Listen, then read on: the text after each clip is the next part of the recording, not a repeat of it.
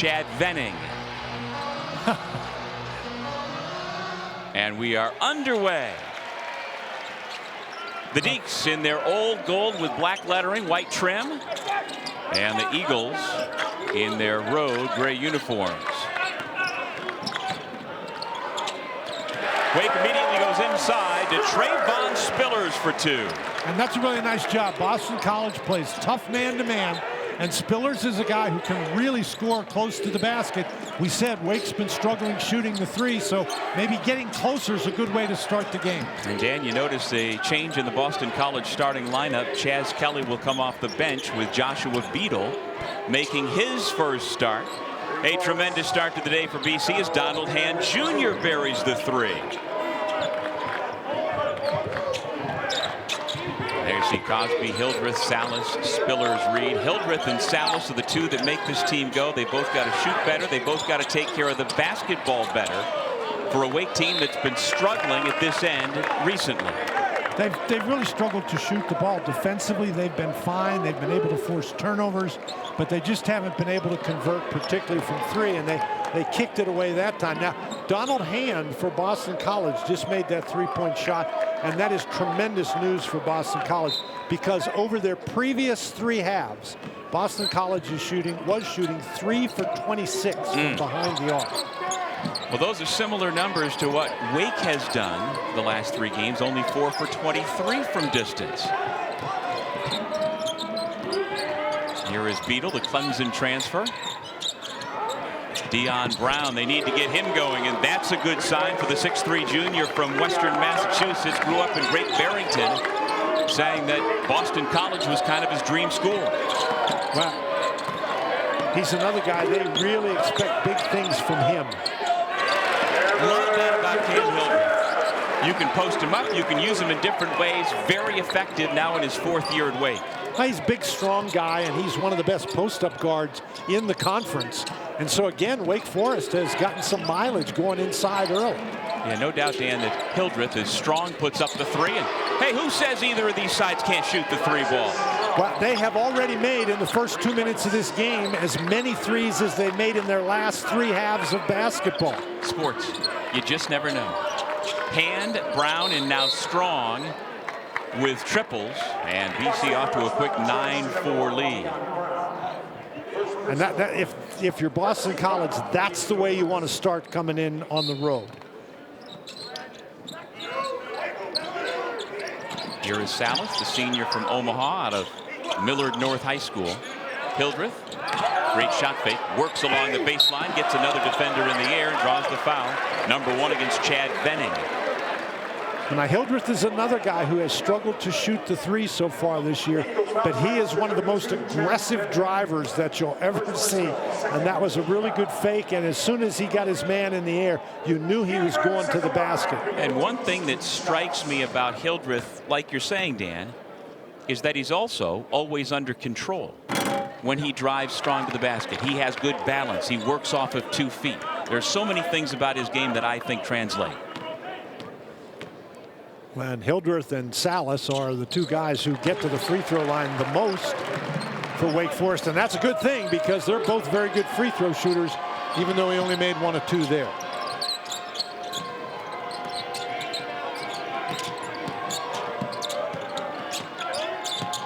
Elijah Strong playing a much bigger role this year. He's now got 5 early points, comes in averaging just about 11 per game.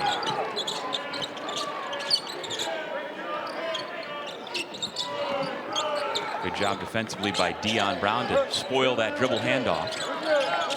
Trying to get it inside to Reid, but Venning pushed him off the spot. Salas gets to his spot, but misses the shot. Good tough defense by Josh Beadle. And here comes Beadle, looking to go end to end. He is denied.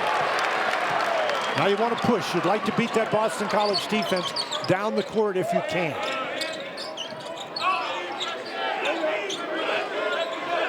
Strong defending Spillers, who gives it up to Cosby, the Alabama transfer, and he kicks it out of bounds back to Boston College. Wake Forest doing a really nice job here on the defensive end, and Spillers is just standing there waiting for him. Come on in, sure. And I think if you're Beadle in that situation, you have to recognize there's 4 guys around you. Somebody's open. Well, Wake head coach Steve Forbes says that he wants Spillers to play more like Stacey Augmon. Got a taste of it there with the block shot. A couple of opportunities for BC. Venning misses his first field goal attempt, and then the held ball. Possession arrow will stay at this end with BC. I think everybody would like their players to play like Stacey Augmon. Of course. Well, Spillers, you know, really is a revelation, and I'm always drawn to players with his story. Out of Charleston, South Carolina. Didn't have Division I opportunities. He went from junior college to where he then last year at App State was a first-team all-conference player in the Sun Belt, to where right now an effective player in the ACC with NBA scouts paying attention. I mean, it's just remarkable sometimes in athletics, Dan, how people can seemingly come from nowhere. Well executed baseline out of bounds for BC draws the ire of Coach Forbes, who calls timeout. 13-5 the Eagles on opening day of the ACC, off to a flying start here in Winston. And he has the, as you mentioned off the top, Dan, this program heading up, coming off a 20-win season and looking to build upon that this year. Efton Reid gets the touch inside for Wake Forest. Decides to go over the left shoulder, off the front rim, no. Good job defensively by Chad Venning. And this is what you're talking about, the Wake Forest program, we said, or excuse me, the Boston College program in an upward trajectory. Here's Venning, spins quickly to the baseline, sees the double team coming, so finds Brown, who has his shot rim out. Another chance inside. Now a chance for 3 as Elijah Strong plays to his last name. Powerful finish. He's already got 7 points, Dan. Wake Forest doing a pretty good job so far, double teaming Venning and forcing him to give up the ball. But when you force an outside shot like that, you've got to be able to rebound. And that time Strong just, it's like nobody blocked him out. Spillers was trying to, but Strong did a great job. So Wake has turned it over a couple times. They've given up a couple of offensive rebounds. Not a good start for the Deacs. But a very good start for that man who misses the free throw. Appeared in only 19 games a year ago for BC. Drained the game-winning jumper with 4 seconds to go in overtime earlier this year to beat Missouri State. Last month in the Cayman Islands. Well, Boston College at this end has 3 straight stops, defensive stops. And for BC, they call that a brick. The brick is finished on the Spillers three-pointer. Now Spillers, he's very effective around the basket, but he can make a 3. In fact, he comes in shooting almost a little over 36%, but that's only his 5th made 3 of the year. Boy, if he can start knocking down that with consistency, the sky is the limit. Beadle misses the runner. Efton Reid comes back up court holding his right hand and wrist, which is taped to begin with. Whistle and a foul off the ball as Parker Fredrickson was coming to accept that pass.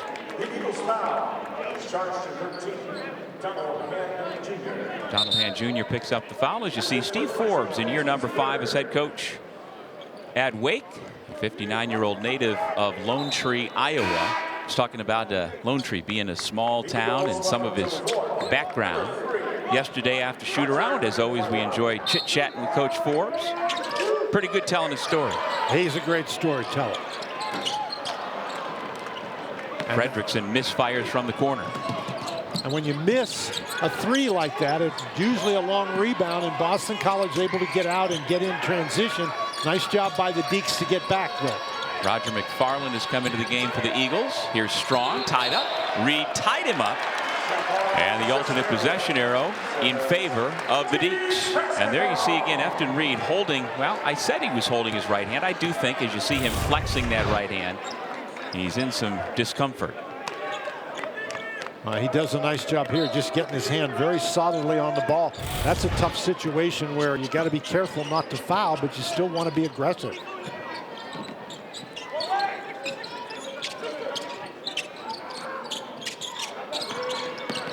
Salas tries to get to the baseline. Beadle cut him off. Now Salas goes right around him, right to the rim. Salas is so good getting to the basket, and you're right. Beadle did do a good job cutting him off, but Salas was able to keep that pivot foot and use his strength. A nice, tough basket. Brown working on Fredrickson. The second defender is Reid. Back out to Beadle. Thought about it. Now Strong hands it off. McFarland back out to Beadle. Skip to the corner. 5 on the shot clock. Strong triple team. And on the sideline receiving that pass was Chad Benning. And he was really on the sideline. He was out of bounds. We talk about Salas and he's multi-talented guy. He just spins around in there after Beadle cuts him off at the baseline. Beadle's complaining he got hooked, but once Salas gets down in there, you got to bring some help. And now since snapping the 9-1 BC run when they opened up a 10-point lead, Wake has had its first kill. That's what they call 3 straight defensive stops. And they cash in at the other end to find the big man. 7-footer Efton Reid right to the rim. It's a great job by Reid to go straight to the basket on that roll, and Salas keeping his head up and finding him. They've got to get Reid more involved on the interior. So a 9-1 Boston College run has been answered by 8 unanswered by the Deacs. And that run can continue off the miss from the corner by Roger McFarland. Look out. Hildreth getting downhill and draws the foul. Shot was blocked by Elijah Strong, but it is a 2-shot foul. They say that Hildreth, the captain for the Demon Deacons, was fouled while shooting. Hildreth is a guy that really likes to go in transition. If he gets the ball and he sees any opportunity at all, he is very aggressive getting it up the court. And as we said, this is one of the things he does. He gets to the free throw line.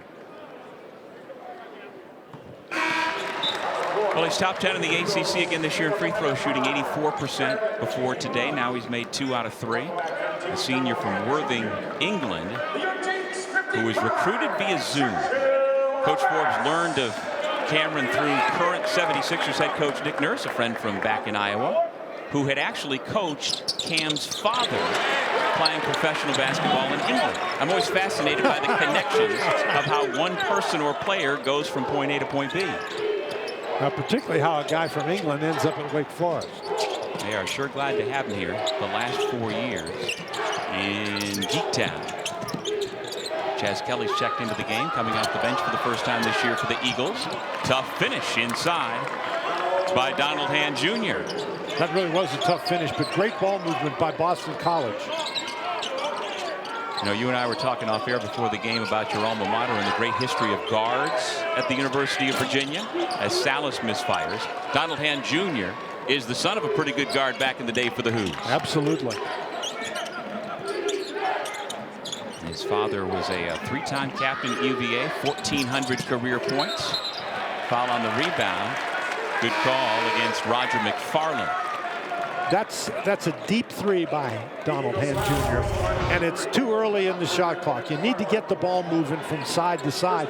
Here's a situation where they do get it moving from side to side, and even though Hand stumbles, he's still able to get it to the basket. But if you move the ball, you force the defense to move, you create opportunities for those drops.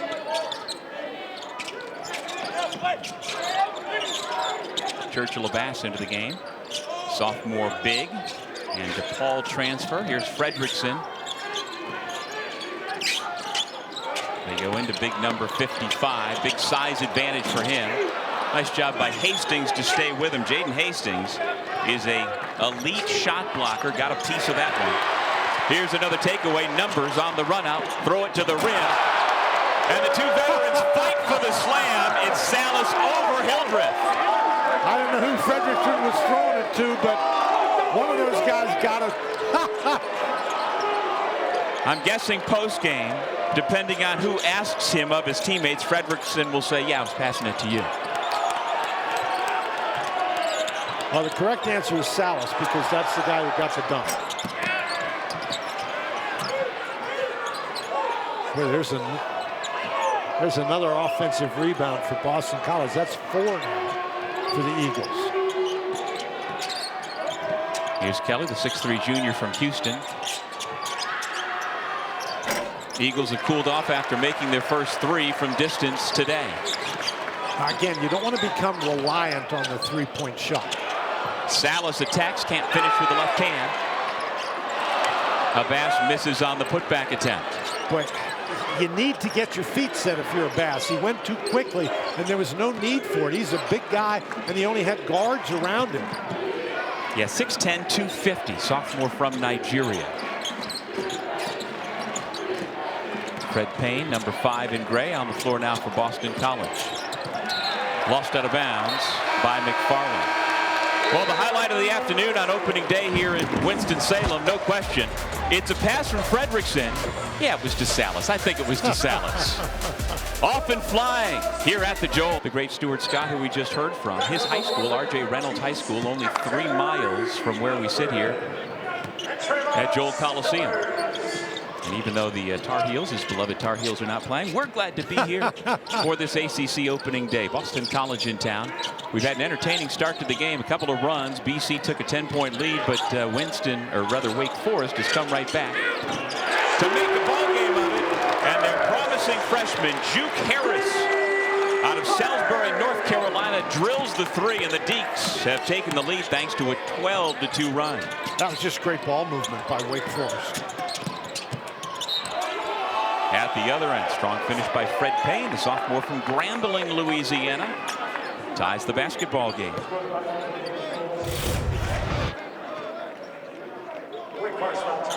This is really a good job collecting himself, and Payne stepped right past Efton Reid.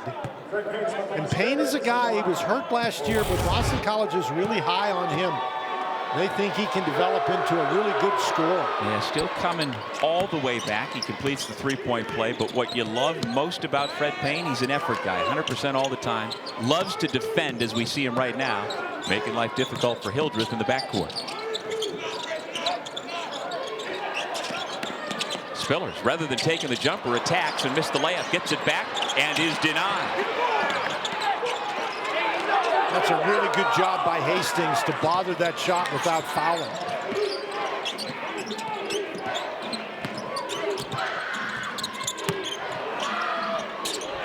Another point-blank look. This time Hastings couldn't finish. Spillers rips the ball away for Wake Forest. Well, that's one you really want to have. That was an excellent job by Payne to find the open man inside. Hastings has to make that one. I mean, go dunk it. Well, at this point for the redshirt freshman, clearly he is better at this end of the floor. Better on defense than at offense as he continues to develop. Tough shot by Harris, missing on the turnaround. And the reason that was a tough shot was because the ball never went anywhere. You've got to take the ball side to side and force the defense to move. It's not just first guy down the court shoots. Kelly went to the floor, and as he was getting up, got rid of the ball. No travel was called. BC keeps possession, 10 on the shot clock.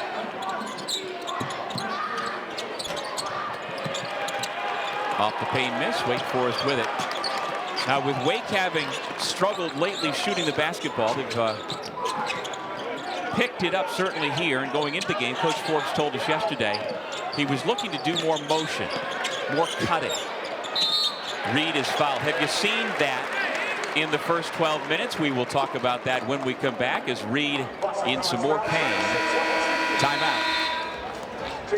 As usual, this has turned into a tremendous home court advantage in the era of Steve Forbes. You can feel it. You can sense it every time you're here at the Joel. Well, you know, this has been a tremendous home court advantage in a lot of eras, Doug. You know, they played here when Dave Odom was the coach, and they had great teams. You know, you just talked about Randolph and Tim Duncan, guys like that. And then under Skip Prosser here, they had wonderful crowds and great teams.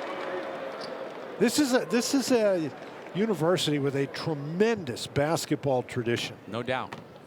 I got a kick out of you talking about your days playing in the ACC at UVA back in the mid-70s. And the history of number 15 here at Wake Forest as we look up and see his name, Skip Brown, and how he changed the sport of basketball in this league. Well, I don't know that he changed it necessarily. You have to use your verbs correctly. I was on the team at Virginia. I think play is a little bit of a stretch. But back in the day, and this is 50 years ago now, you didn't have point guards and shooting guards and 4s and 5s. You had 2 guards, 2 forwards, and a center, and either one of your guards handled the ball. But Skip Brown was somebody who handled the ball for Wake Forest. There's a traveling violation. almost 100% of the time. And when our team would prepare to play Wake Forest, the object was to try to keep the ball out of his hands to disrupt the Deacs offense. And of course it never worked because Skip was a pretty good player. His name hangs up there and you sit next to Doug Sherman down here. No, I love that stuff. I love the history of the ACC as a northerner who has joined the fray in recent years. I just love hearing the history about all these programs. That is, of course, what has made the ACC so good over the years. Juke Harris, a step-in three. He's got 6 points off the bench for Wake. Now, there's such a huge difference between that shot by Harris and the previous shot by Harris, and it's just not because one went in and the other didn't. Great ball movement, and Harris is able to step into a three. And that leads me back to what I mentioned before we went to the last break. Coach Forbes wanted more motion, more cutting out of his team. Have you seen that so far here this afternoon, Dan? I think so. They've moved the ball pretty well from side to side. They got off to a slow start because they turned it over and gave up offensive rebounds. But now that they've cleaned that up, they're doing pretty well on the offensive end. Strong, wide open from the head of the key. And that snaps a shooting slump since they're opening 3 in a row. Strong having a big game already to his season average with 10 points, and we're tied once again. Strong comes in as a 38% three-point shooter, and he's already made one today. You just can't give him that much time. And he can score 25 and 13 rebounds against Temple last month. Well on his way to challenging that here this afternoon. Tyler Johnson, a backup point guard for Wake, is out of the floor. Number 8 giving chase. Beat him. Blocked. Wonderful help defense by Efton Reid. Reid just followed him down the lane. And he just followed him down the lane, and he waited. Look at him, very patient, doesn't get his body anywhere close to him, but he just waited until he put the ball out there, and then he went behind him and knocked it away. That's really a heck of a job. Brown left it short. Rebound pulled down by Tre'Von Spillers, the 3rd leading rebounder in the ACC at over 9 per game. Bad entry pass. Good defense by Venning to knock it out of bounds. The Deacs will keep it. Number 1, Reid needs to do a better job getting and holding position inside. But Johnson has to be more careful with the ball than that. He was in the top 10 in the ACC when he was at Louisville last year in assists, but he has been a little loose with the basketball during his time here at Wake Forest. Need to make a better pass than that. Yeah, he was at 3.6 assists per game, number 10 in the ACC last year for Louisville. Hildreth feeds the post. Spillers. Well, the call goes the other way. You could just see that coming a mile away.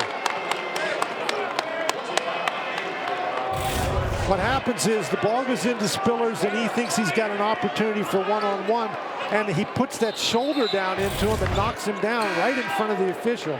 Unless you're going to make that move very quickly, I think you got to get the ball back out and move it to the other side. Young man who, when he got into the transfer portal last year out of App State, chose Wake over LSU, Arkansas, and UAB. Another portal win for Steve Forbes, who has been brilliant in that regard. Good defense by Harris. Brown to Strong, quick release, and he banks it in, and then gives the Michael Jordan shrug.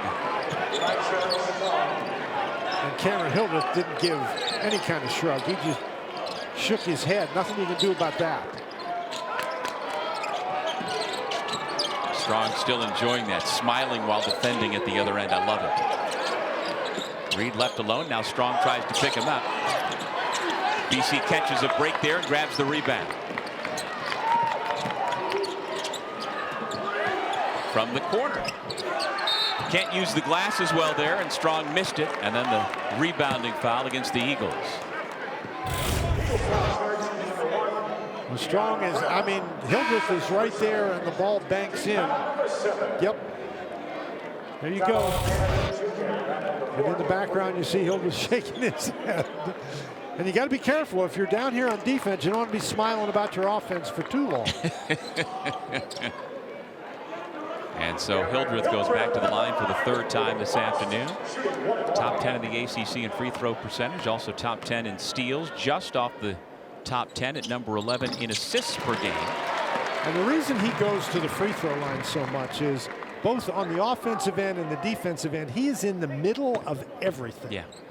Coach Forbes says there's not 10 players in the country who play harder than that man. Yeah, and he's not an observer. He's mixing it up the entire time.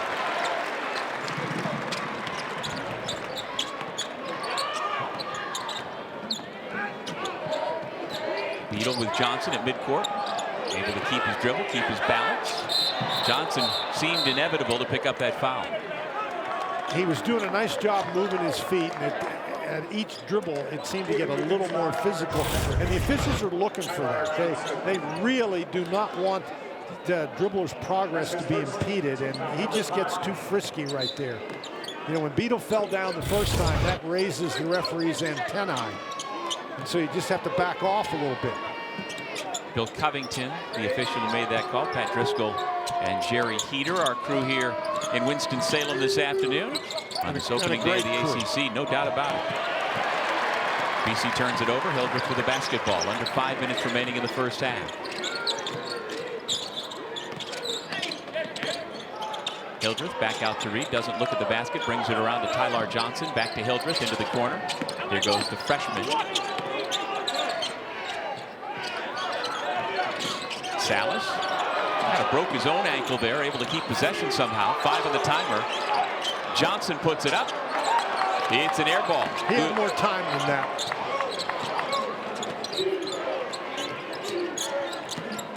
Easy for me to say sitting over here. Well, we've got the clock right in front of us with no pressure.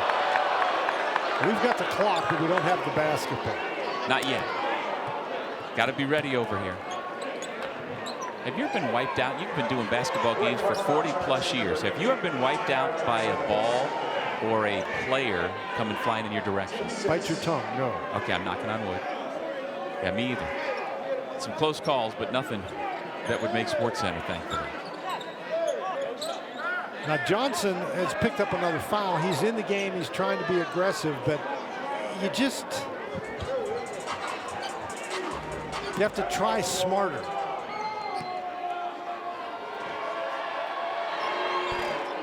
Beadle makes the first. Tomorrow afternoon, our ACC Network women's basketball tripleheader starts at noon Eastern when number 10 Notre Dame takes on Syracuse, and then SMU squares off against Florida State. And we finish up with number 8 Duke hosting Virginia Tech at Cameron Indoor Stadium. Always enjoy tuning in to see the electric Hannah Hidalgo. For the Fighting Irish leads the nation in assists per game at over 4. And oh, by the way, she's 3rd in the country in scoring as well. Pretty good. Multi-talented is what you're telling me. She is fun to watch. I thought Harris was going to shoot that. And if he did, I think Steve Forbes would have come out off the bench after. A precocious freshman shooting only 27%. Instead, they work the ball around and get a better shot out of Tylar Johnson. And that's the kind of thing that Johnson can do if he just stays under control. He was a top 100 recruit a couple of years ago coming out of St. Benedict's Prep in New Jersey. We'll take a break with BC holding on to a slim 1-point lead. To give it up. Well, he is an accomplished college basketball player, 1,000-point scorer from a couple of years at Morgan State, and the last 2 at St. Bonaventure, where he was second-team All-Atlantic 10 last year for the Bonnies. And on cue, he's got his first 2 points of the day.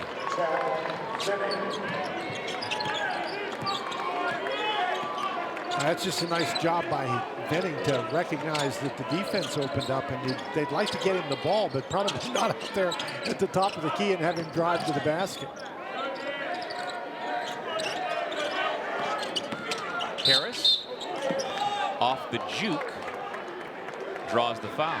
Asked yesterday how he got his nickname Juke. It comes from his mom, because as a child apparently he was juking all around the house. We saw a little juke right there to get by his defender. Well, a lot of kids, little boys in particular, do a lot of juking around the house. But this guy, I mean, he's really a good-looking prospect. He moves very well. And we've seen he's been able to shoot the ball. Well, Paul Biancardi had him top 100 in this past year's ESPN 100. You know, his veteran teammates rave about his talent. Hunter Salas says Harris already looks like a pro. Whether he has that upside, who knows, but he is a tremendous get out of this year's freshman class for Steve Forbes. And I think he's only going to get better as he gets more time on the court. And one of the things that's happened today is Spiller's picked up those 2 fouls, so Harris might be getting a little bit longer run than he normally would.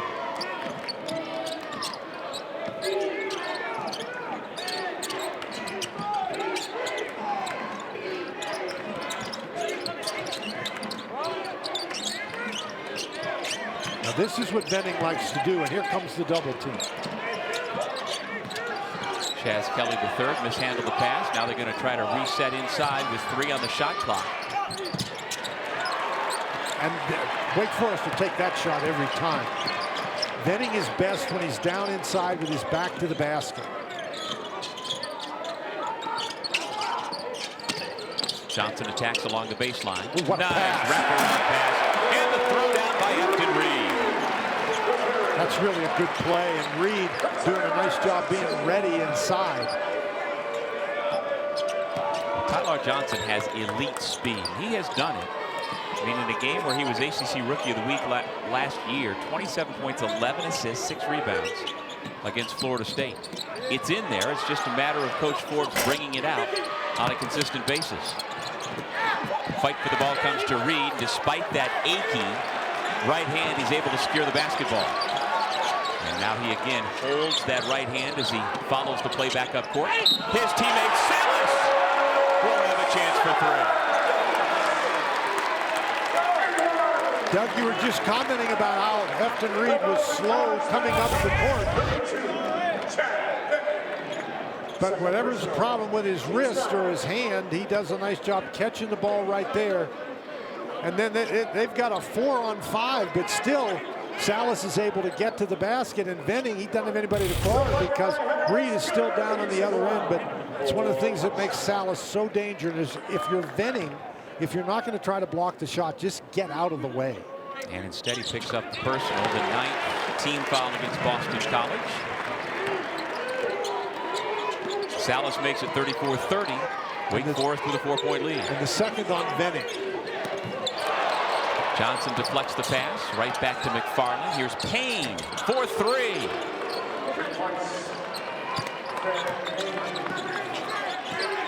Payne's giving him a little bit of lift off the bench.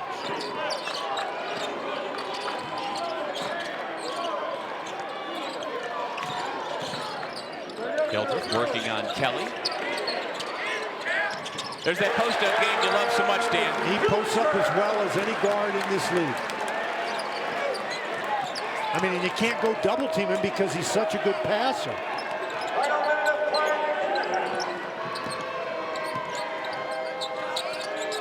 His 9 points lead the Deacs. Elijah Strong has 13 to lead all scorers.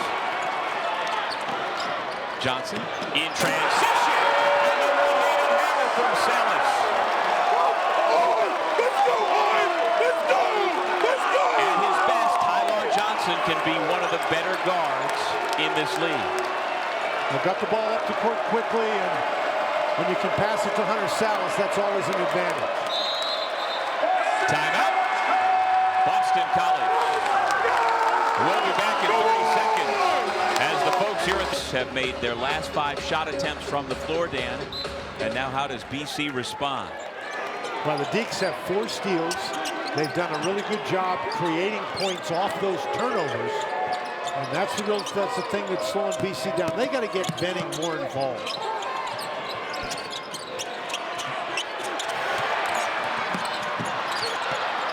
Ball comes back to hand. Time. Kelly with 6 on the shot clock, or rather on the game clock. And another offensive rebound for Boston College. This time it's Chad Venning, and he was fouled. And they called the foul on Reid. So that's Reid's second personal foul, I think. No, first personal foul, excuse me. It is the 17th foul, but it was in the act of shooting, and so Venning gets 2. He's only a 60% free throw shooter. But that was a great job by Boston College to battle on the offensive board. So, you know, when you're struggling a little bit, you need things like extra possessions, and BC got themselves a couple of shots out. Can the Deacs get off a good shot? 2 seconds, 1 second. Johnson heaves it. And the Deacs will head to the locker room with a 3-point lead. Fun start to our afternoon. Really fun start. Optimistic, enthusiastic shots that maybe he shouldn't have taken, but he really did a nice job. Tyler Johnson also was a nice boost off the bench for the Deacs. Johnson played very well. He didn't have any turnovers, had a couple of assists.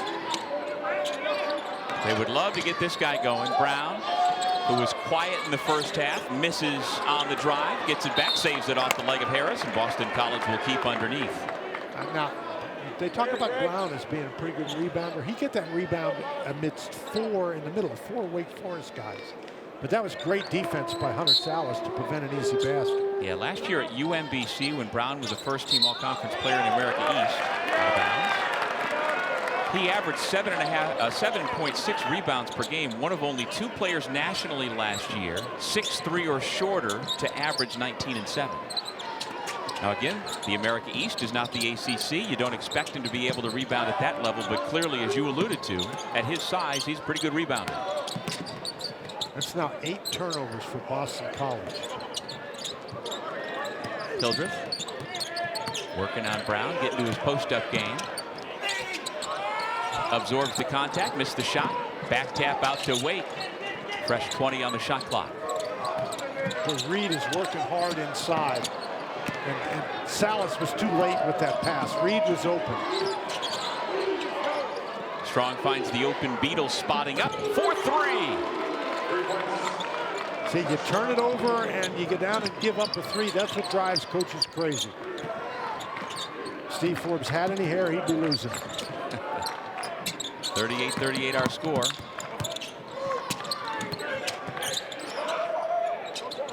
Salas gathers, and he has it rim out.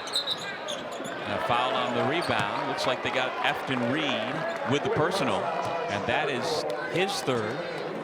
He is the first player in this afternoon's ball game to reach that threshold. And Reid has been a big factor in this game so far. They can ill afford to lose him. Venning has been kept under control, and a big part of the reason for that is Reid. Check that. That's only his second, okay, personal foul. So just 2 on Reid. Harris saves it. This is a very odd-looking fast break. Hildreth again got to his spot, just couldn't finish, and he asked the official nearest to him, Bill Covington, why wasn't there a foul call? Well, if you're going to do what Hildreth did and bully your way inside, you can't expect the referee to suddenly say, okay, we're not going to play physically anymore. The last 2 post-ups, I think he really forced. So now that is the 3rd foul on Strong, and so he's going to come out of the game. The game's leading scorer questioning Earl Grant about something. Another point-blank look on the baseline out of bounds. Hildreth unable to convert. That's at least 3 of those that Wake Forest has missed here early in the second half. I mean, you can't get any closer than they've gotten. Now, not uncontested, but they've been close. Salas into Reid. The second defender leaves, so he shoots it. Boy, great opportunities. Donald Hand Jr. had 5 early points. He's been quiet at this end ever since. Brown swings it.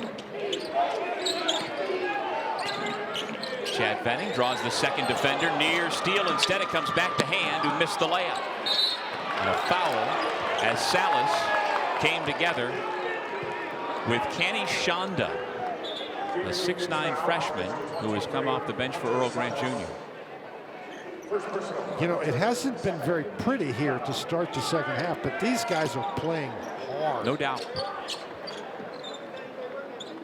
As we talked about at halftime off mic, there's a good energy in the building. It's opening day. They've got a good crowd here. And for a couple of teams trying to get their conference play off to a good start.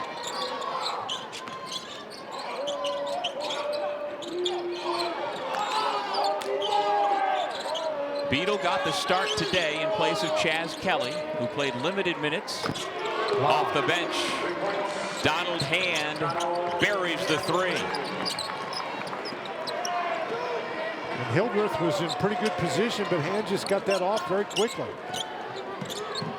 Now Wake this half, Dan, is 0 for 6. How many of those have been inside of 10 feet? How many of those have been inside of 1 foot? Well, they finally convert. Maybe about 3 feet away. The senior from Richmond now with 6. The Deacs back to within a point.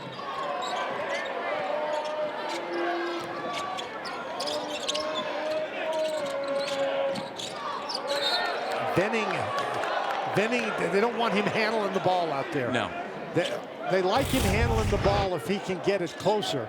But this is just a really good pass, and even though Hildreth has his hand up, that's just a great job by Donald Hand Jr. And if Reid gets the ball that close to the basket, he's really tough to stop. That foul's on Salas. Freedom of movement. Salas was impeding the ball handler. He doesn't like the call. Folks here in the building don't like the call, but he was impeding the ball handler. Well, when the referees really clamp down tightly on that stuff, usually when it's out on the perimeter.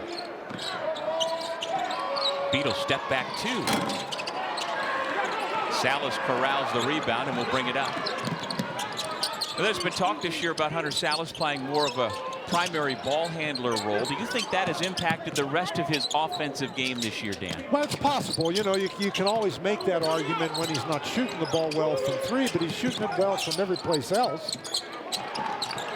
He's a guy who would have been drafted last year, maybe in the first round, but decided to come back to try and win a championship here at Wake. He and Hildreth have been quite a 1-2 combination the last couple of years for the Deacs. Well, Hildreth just really tries hard to get really close to the basket.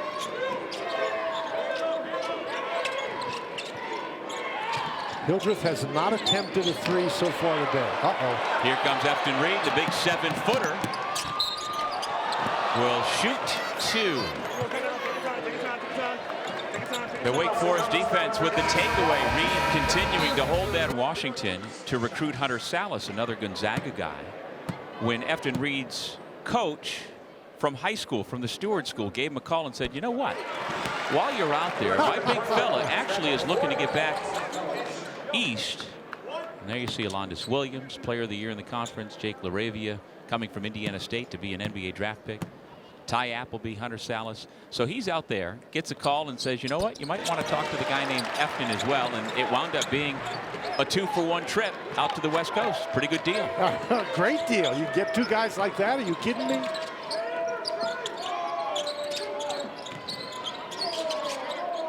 Beadle.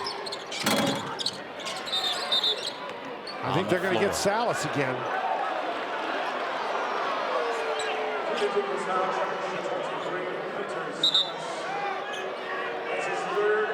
That is his 3rd. Well, we got a lot of time left in this game for Salas to have 3 fouls, and he's coming out. And Johnson, who played very well in the first half. This is an important stretch here for Wake Forest and for Tyler Johnson. Shonda getting extended minutes so far here in the second half. And no. BC made its first 3 threes of the first half, made its first 2 Oh, what a pass! of the second half. Spillers on the run out, throws it down. But that wasn't the impressive part. How did that pass come in there? Dropped it right in the bucket. Oh, wow.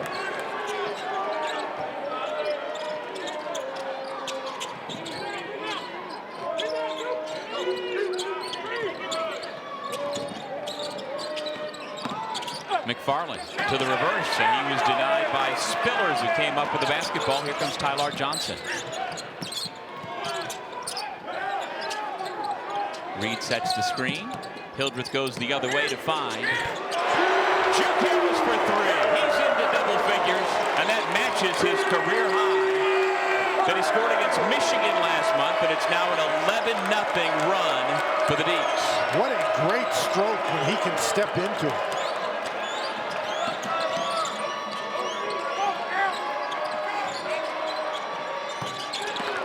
Big answer for Boston College to cut what was the biggest lead of the afternoon for Wake back down to 5. And that was McFarland, who came into the game as a 12% three-point shooter. Yeah, just 2 for 16. Hildreth on a great back cut. Couldn't handle the pass, maybe a little low from Reid. Well, here's your pass and your dunk. Well, this, I mean, there's one dribble, and then how do you make that pass right over the hand of Shonda? I thought for sure he was going to tip it. So that's a great catch, and then to collect yourself and score easily. Yeah, Shonda at 6'9" is the biggest defensive back I've ever seen. And he still couldn't get a hand on it. Reid around and out, another point-blank chance missed by the Deacs. You have to have, your big guy has to make that shot. I mean, he got great position, did everything but put it in the basket. Beadle attacks from the right side, hangs in the air, tries to find the man in the corner. It was deflected by a defender out of bounds, so Boston College will keep 13 on the shot clock. Drive to the basket. Beadle out of control here a little bit, and I think that Spiller's the guy who got his hand on the ball. But was he the last to touch? He indeed did touch it, but his momentum was not what carried the ball in that direction. I think they've got a beef potentially.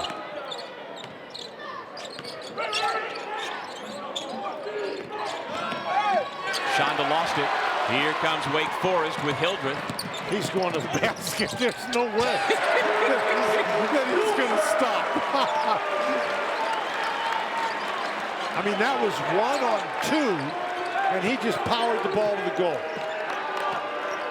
He is a consummate worker. First on the floor oftentimes for the Deacs well before practice. We saw that yesterday.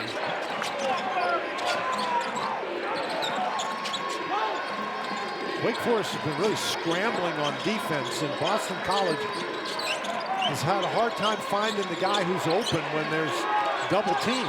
Shonda with his feet on the line. That's a two-point shot. The freshman from Congo has his first 2 points of the day. That's only his second field goal on the season. He plays very limited minutes.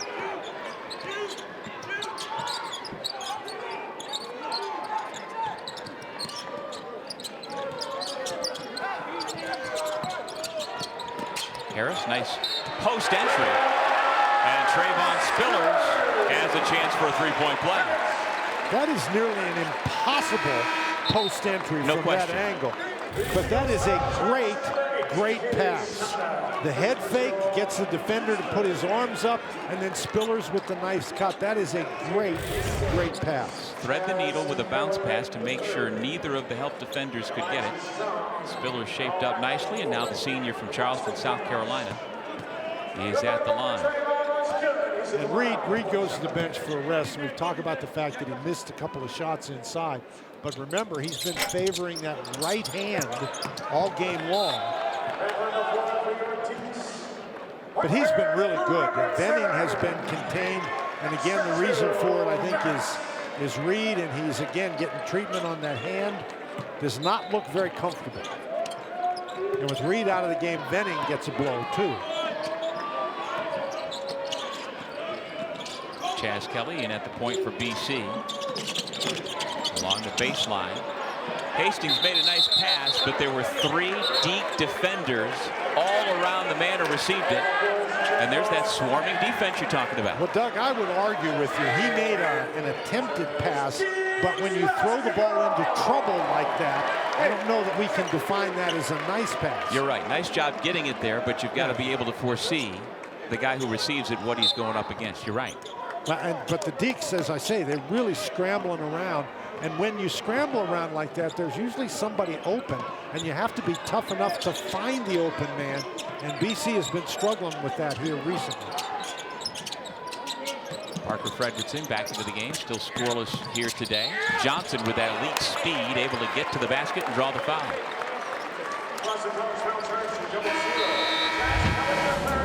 Well, the senior captain from England. With the way they've played today, they've been struggling from three-point range, and even though they have shot the three better today, 4 for 8, 50%, the key is that 8. They haven't shot an overabundance of threes, but they're wearing Boston College out on the inside, 28-12 with points in the paint.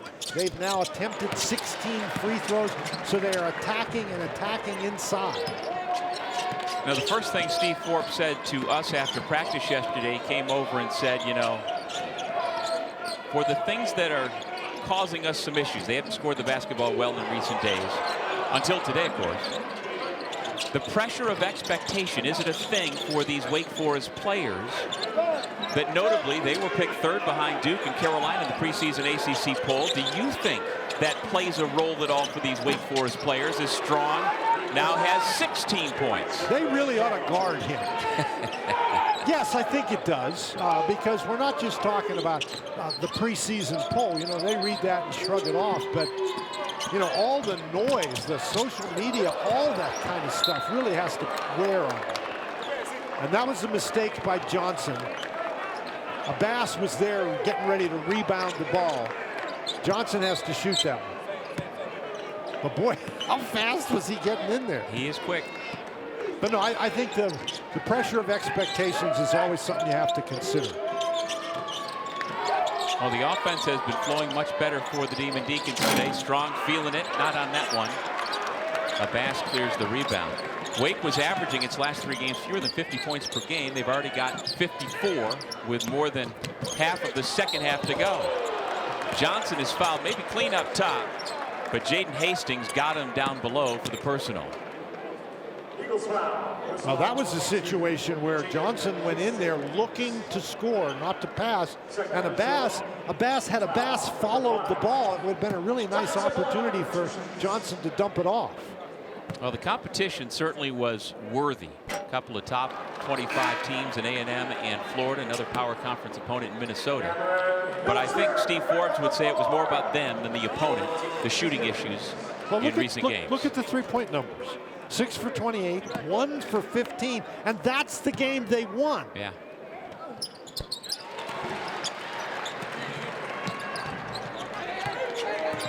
Now Boston College, despite the fact that they have struggled, you know, on the inside and they've turned it over a couple times, they are still right in this game. This is a tough, hard-nosed group. They're not going anywhere. Eagles led by as many as 10 early. McFarland gives it back. Strong hangs in the air. And again, multiple Wake Forest defenders doing their job. Hildreth, the trailer. Fredrickson feeds the post. Abbas missed the reverse. Boy, that was a great move. Got a great shot. Again, your big guys got to make that. Crowd wanted to travel on Jaden Hastings.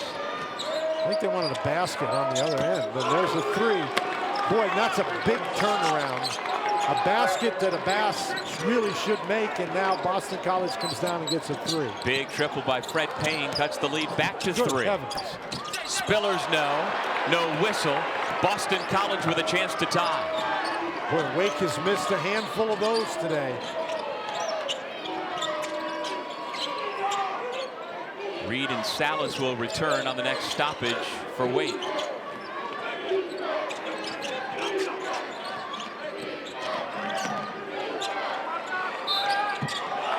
Fredrickson whistled for the foul. He thought it was a good contest, but Payne will shoot 3 with a chance to tie the ball game. Payne has really been a factor off the bench. This is a really nice dribble. He steps him back.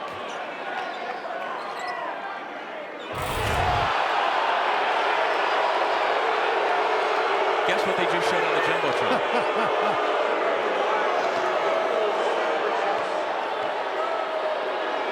Well, this is not exactly an impartial group in here watching the Jumbotron. No. There's a lot of old gold and black tie-dye, as always, here at the Joel. So staring into the teeth of the student section for Wake Forest, Payne made the first and the second. He is now 11 of 13 on the year from the line. This is just a great job by Boston College. Wake Forest had seized control of this game, and much like in the first half, after Boston College seized control and Wake came back, the Eagles have done a great job battling back in this game, and this guy at the free throw line has been a big factor. Abbas and Spillers are the 2 Deacs who went to the bench, with Salas and Reid coming back in, and we are tied at 55.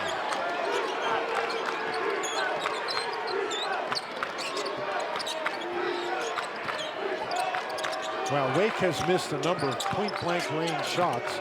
Not uncontested, but Still shots you would normally think they'd make. On the switch, trying to find Reid. He's got it back out to Johnson, under 10 to shoot. He reposts, and the foul comes against Hastings.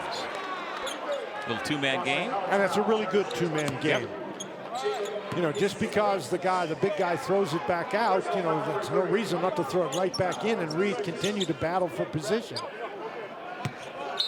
And that's not always the case with Wade. Reid doesn't always get it back when he kicks it out. 20 on the shot clock. Salas swings to Hildreth, to the corner Johnson.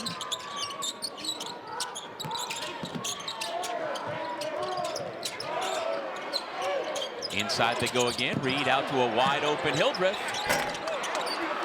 BC with a chance to retake the lead. I'm just not sure you pass up a 1-foot shot for a three. In 2024 you do. Well, not if you're 7 feet tall.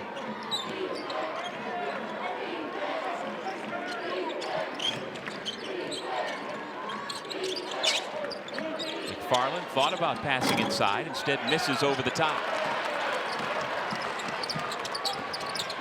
Here he goes. So you say he's not going to look for a teammate in that situation. That man will be back at the free throw line yet again. Their lead, Wake Forest, in this game 9-0 in second chance points. And it's a 9-1 run for Boston College. That is now 9-2 as Wake retakes the lead. This is, obviously we just showed you that he's now 6 of 7 from the line. 6 of 8, but Hunter Salas has only attempted 1 free throw. So Boston College has done a nice job keeping him bottled up and off the line.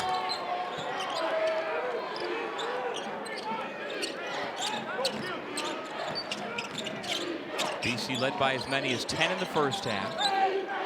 Wake has led by as many as 8 here in the second. Shonda able to save it, back out to Brown.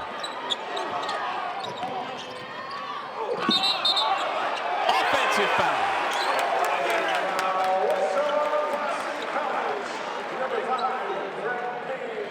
And Salas is hurt.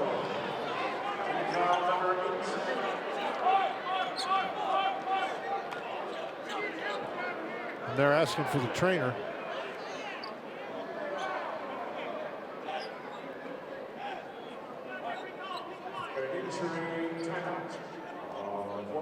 That was quite a collision inside.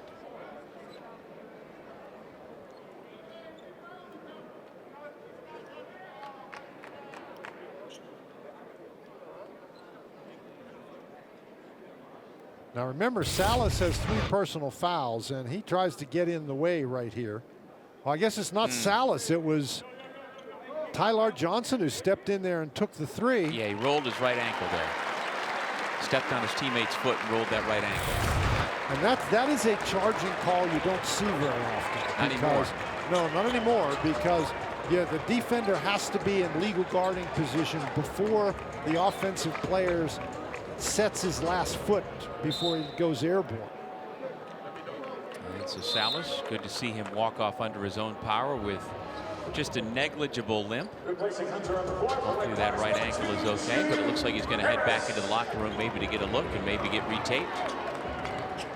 But they don't want to be without him for any length of time. 7:23 remaining in regulation, and what's been a tight and entertaining opening day in the ACC. Well, the guy who comes in the game for him is Harris, and Harris has had a tremendous game so far. That's number 2 on the right wing for Wake Forest. Big triple for Parker Fredrickson, his first points of the day. And Fredrickson's one of those guys, 90% of his shots are threes. Good ball movement. The sophomore from Bixby, Oklahoma makes it a 4-point game once again. Out of control, BC fortunate not to turn it over. Pat Driscoll says the ball was deflected, so no traveling violation. Brown, no. Hildreth rips the rebound. And Reid again comes away holding his hand. And yet he plays on. Hildreth. And he's going to the line again. They know what's coming and they just can't stop it. Again, Wake Forest has done a nice job moving the ball, and Johnson just draws the defense to one side with his dribble. Fredrickson cuts across the lane. Boston College is a little late getting there. His high school's all-time leading scorer, over 2,100 points at Bixby High. He originally committed to Mike Bray at Notre Dame, but then when Coach Bray was parting company with the Fighting Irish, Fredrickson reopened his recruitment and decided to come to Wake Forest to play for Steve Forbes instead.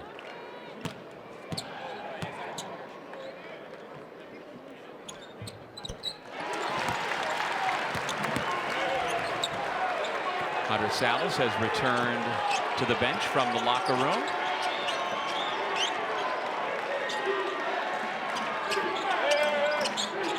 Let's see if BC can respond again. Strong, good shot fake. 10 on the shot clock.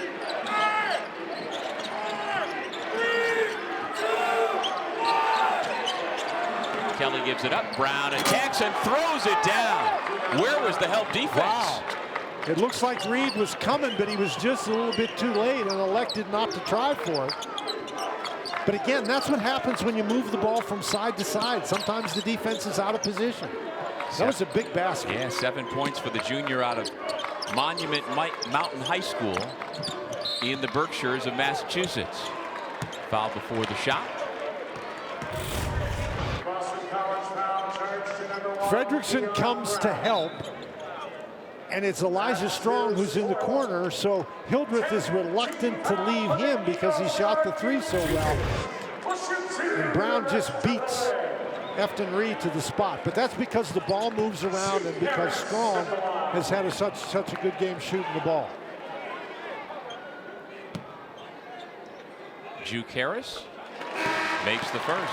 Tomorrow afternoon, our ACC Network women's basketball tripleheader starts at noon Eastern with number 10 Notre Dame taking on Syracuse, and then SMU squares off against Florida State. We'll finish up with number 8 Duke hosting Virginia Tech.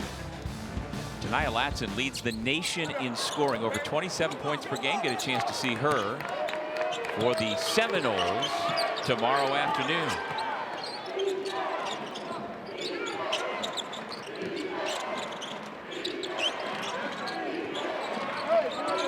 It's an important stretch for Wake Forest with Salas out of the game. Brown back out to Beadle. Timer down to 5. Finds the open man in the corner. Strong, a little strong with the shot. Reid the rebound. Just over 5 minutes remaining in regulation. Really nice job by Wake flying around on defense on that possession. And Steve Forbes from the bench just directed Hildreth get the ball in the hands of Johnson and let him start the offense from that wing. Clean look for Harris.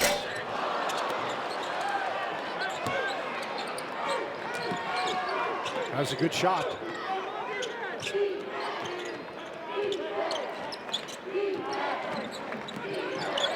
Beadle gets back to that dominant left hand, and Johnson, who says he was being hooked, gets called for the reach-in. Johnson has had a very good game. He's been very aggressive on defense and offense both. And early in the game, he was a little overly aggressive on the defensive end. The round of applause is for Hunter Salas, coming back in for Tyler Johnson, who takes a seat now with 3 personal fouls. Johnson has played really well. Young man out of Brooklyn, New York, 62-57. BC misses. Fredrickson will slow it up into the front court. What lineup combinations have you liked the best so far today for Wake Forest, Dan? Boy, that was a dangerous pass. Salas misses. Good stop. Big stop for BC again. Well, I've really liked Johnson in the lineup and Harris in the lineup. And again, we have not seen the customary starter. Big triple for Donald Hand Jr. But how did he get it? He got it off an offensive rebound, and that's Dion Brown. We talked about the fact that he's a great rebounder for a guard. And we have not seen Devin Cosby Jr. since the first 3 minutes of the game. Did not start the second half. Hildreth draws the contact. under control as usual. Gets the foul call and will shoot 2. When we come back, we've said that before today about 3 or 4 times. Come back for the end of a good ball game here in Winston. Doubt Alabama to get 2 teams from the ACC in. Lots of drama here tonight. Well, this is a fascinating story that's been talked about this season. And you and I both yesterday talked about how the game of college basketball has changed for this to be a fact. Well, these are the only 5 guys in the entire league who are finishing their careers where they started and who have been starters at their schools. I mean, and you see all the games they played. That's just remarkable. You know, consider how many new guys everybody has every year. And a school like Louisville, they have everybody new. There are lots of schools like that around the country, especially with a coaching change.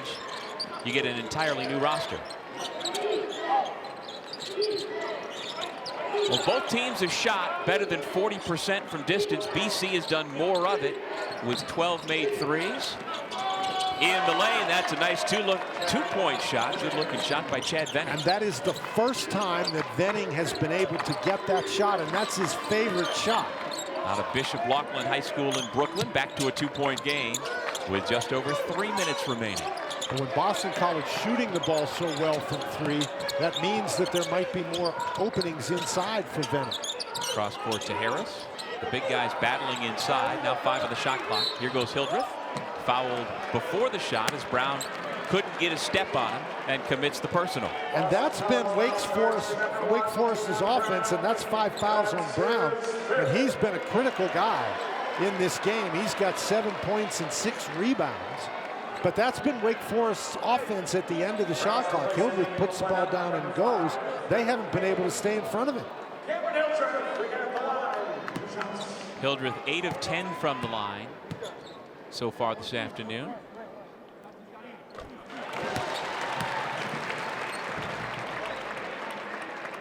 He leads all scorers with 19. Well, it's one thing to be able to get to the line, and then he gets to the line and he makes them. That's such a weapon.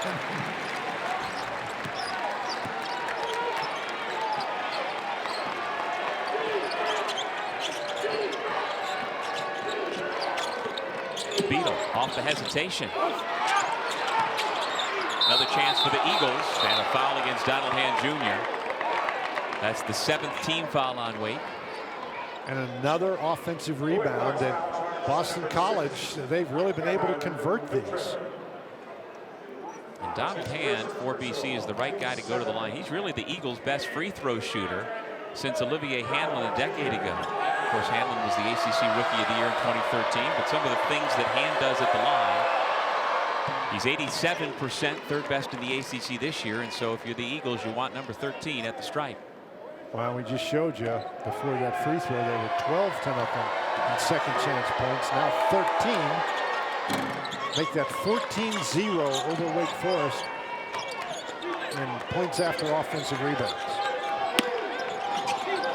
And if not for the free throw shooting lately of Cameron Hildreth, Wake has not scored the basketball. It's been over 4.5 minutes since their last made field goal. Well, this is typical of Boston College. Very gritty, physical on the defensive end.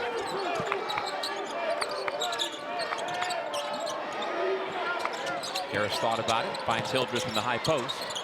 To the open man, Salas. Strong, big rebound, Spillers. Back out to Hildreth. Yep. Boston College was in a zone. Now they switch back to the man-to-man. Harris had it poked away. Whose ball is it? It's the Eagles' ball. Fred Payne playing some good defense. Now Payne has been a factor on the offensive end, and Harris did a pretty nice job. He gets by, but he just can't finish that. In fact, nobody hits the ball. He just loses it.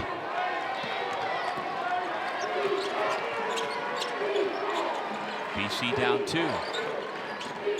Beadle keeps the dribble, tries again, misses in the exact same manner he did last time down. I think he was aware of the presence of Reid, and he's trying to extend his arm and float the ball up a little higher than necessary. Earl Grant's team down by 2 in the closing moments here at the...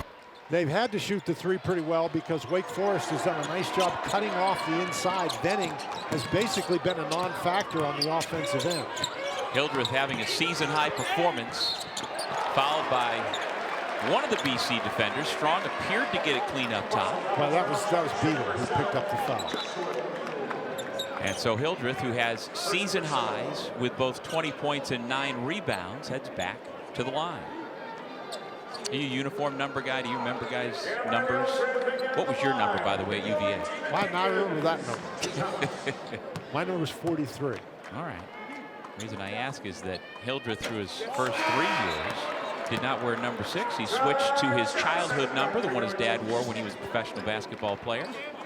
Well, that's because it's only very recently that you could have number 6 yes. in college basketball. Yes, things have changed.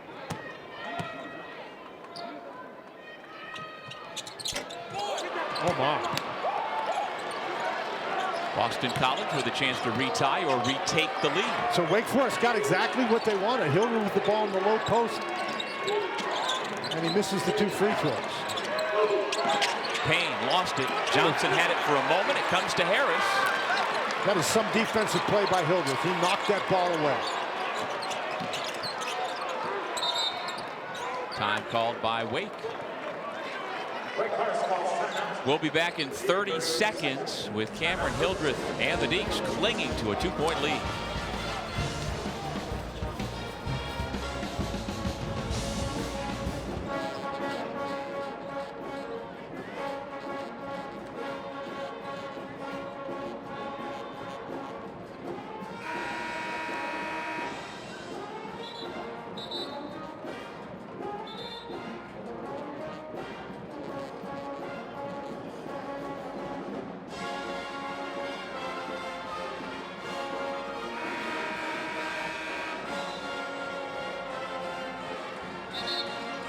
Hildreth came into the game averaging 11 points per game. He has nearly doubled that, but a couple of big missed free throws on their last possession keeps the game at 66-64. Well, those missed free throws about the only thing he's done wrong today. Not only does he have those points, but he's got 9 rebounds, he's got a couple of steals, he's got a couple of assists. And again, those 9 rebounds and those 20 points are season highs, and this the 11th game. Played a lot of games, has Wake. I think if you're Wake, you want to take the ball to the basket. You don't want to settle. Spillers. Shot clock at 3 as he rises up and scores.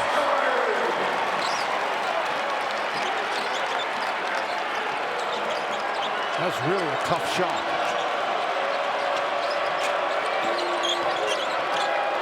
Strong was fouled by Spillers. He's got to be careful.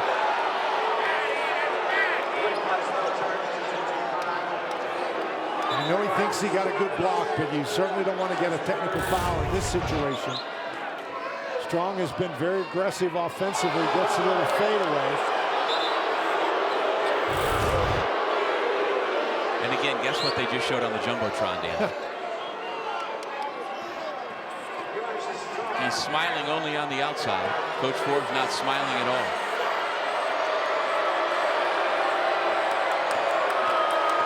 Strong's a 68% free throw shooter on the year. Perfect swish on the first. Now remember, one of the things that Wake's had a problem with today is defensive rebounding. And so if he misses, you got to make sure you block out and get the ball. Efton Reid, Joshua Beadle having a conversation along the lane as Strong makes a pair. Back to a 2-point game. Time is called, 35.1 remaining in regulation. Well, and so that means that Boston College is going to get the ball back if they don't foul. So you can get a defensive stop here because you'll still have 5.1 seconds left even if they run the shot clock all the way down. As soon as we finish here in Winston-Salem, we'll get you to the Dean Dome. North Carolina and Georgia Tech scheduled for a 2 o'clock tip. They'll be getting underway shortly, but we will wrap things up just as soon as we're done with the Eagles and the Demon Deacons. You see the reset. Well, both teams have timeouts. And Boston College, well, excuse me, Wake Forest is in the double bonus, so they'll shoot 2 on the foul. But I think one of the key things right there is the possession error, which at the moment favors Boston College. Harris, Hildreth, Salas, Reid, and Spillers out there for Wake Forest.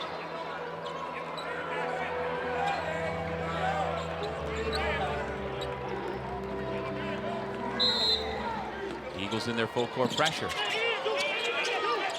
Harris gonna have to use a timeout. That's the last timeout. That's Wake Forest's last timeout.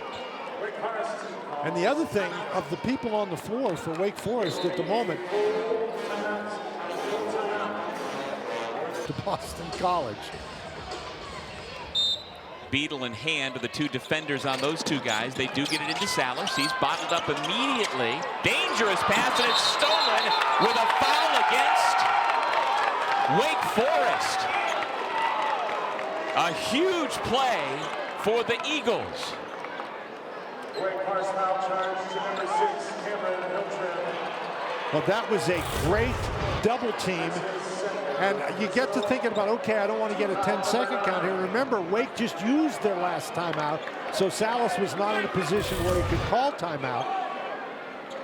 That's exactly what Boston College wanted to do. You get the double team, you force a tough pass. Very good free throw shooter at the line. Missed it. Big rebound for Reid, and he's fouled, and he and Pat Driscoll wind up taking a seat together. How about that?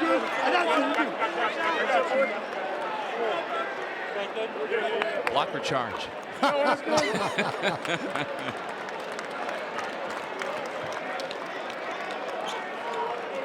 The foul's on Beadle. No, it's charged to Strong, excuse me. And so we walk 94 feet to the other end. Efton Reid going to the free throw line. We talked about the fact he's a 58% free throw shooter coming in. He's 3 out of 4 today. By the way, that's 4 fouls on Strong.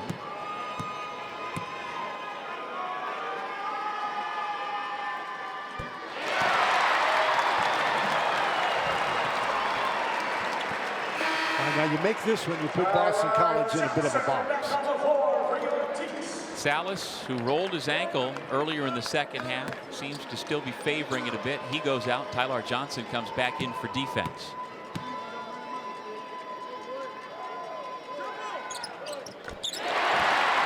Those are clutch free throws now.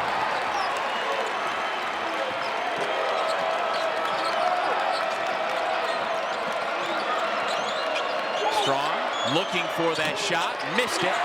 Hildreth with his 10th rebound, and he will head back to the foul line. If you're Boston College, you know, you have a little bit of an opening there. You have to take that shot. Strong has shot the ball very well today. You need 2 possessions, and so you had to get the ball up there. And then Hildreth, again, just doing everything.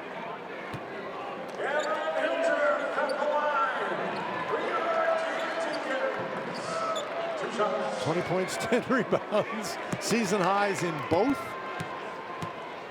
And on only 8 field goal attempts. And just about all those field goal attempts were bulling his way to the basket. Yeah. Well, after having just missed a pair at the line, atypically, gets back to normal on the first. Making it extra difficult now for Boston College, trailing by 6. Now, if you're Wake Forest, the only thing you got to defend is the 3. Beadle. Oh, my. Johnson was lucky there. And now it looks like the Eagles are going to let Wake Forest dribble it out.